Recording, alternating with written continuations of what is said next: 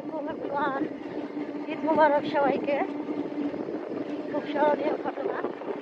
আজ মোটামুটি বেশ কয়েক বছর পর ঈদের দিন সকালবেলায় বাড়িতে যাচ্ছি।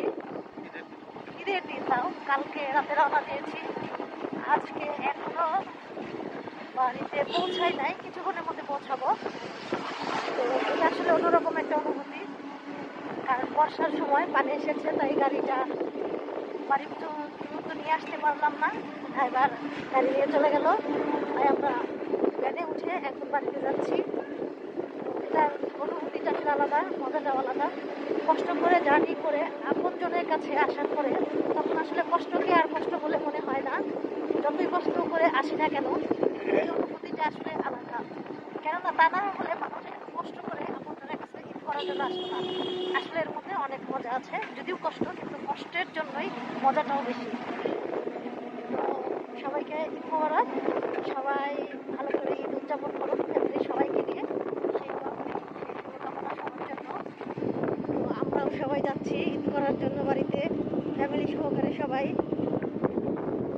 এই যে আমাদের সদস্যরা সবাই ভ্যানে উঠেছে। আসান দেখিয়ে দিয়ে ঘুরো। এই তো এখানে আমাদের টুইন বেবিরা আছে, সাকিব আছে, সেজান আছে,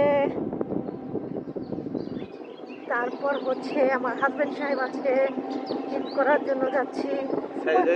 তোমার অনুভূতিটা কেমন? আমার জন্মের পরে আজকে সবচেয়ে পুরনো ইতিহাস, আজকের ইতিহাস আমিও বাকি চিনি বলবো না। আমার জন্মের পরে সবচেয়ে বেশি কষ্ট হয়েছে এবং তারপরে আনন্দ, এর মধ্যে তার মধ্যেও আনন্দ উপভোগ করছি।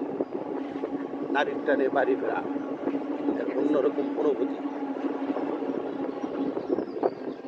তো যাই হোক, আমার হাজবেন্ড সাহেব অনেক মূল্যবান কথা বলেছে। ঈদের মধ্যে বাড়িতে যাচ্ছে নারীর টানে, অর্থাৎ মাতৃভূমি হচ্ছে এমনই একটি জায়গা যেখানে শত কষ্টের মাঝেও আসাটা আসলে অনেক আনন্দের, আসতে পারাটা অনেকটাই আনন্দের। তবে হ্যাঁ, আসলে এখন আসার কথা ছিল না, রাত্রের মধ্যেই পৌঁছানোর কথা ছিল, কিন্তু কেয়ার করার দুর্ভাগ্যবশত গাড়ির চাকা 2বার পাংচার হয়েছে, যার কারণে আমাদের টাইম অনেক বেশি লস হয়ে গিয়েছে। এর কারণে আসতে আমাদের অনেক লেট হয়ে গেল।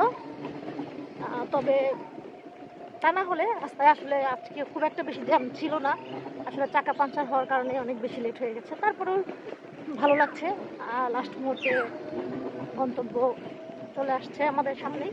তো সবাই ভালো থাকবেন, সুস্থ থাকবেন, সবাইকে আবারও ঈদ মোবারক।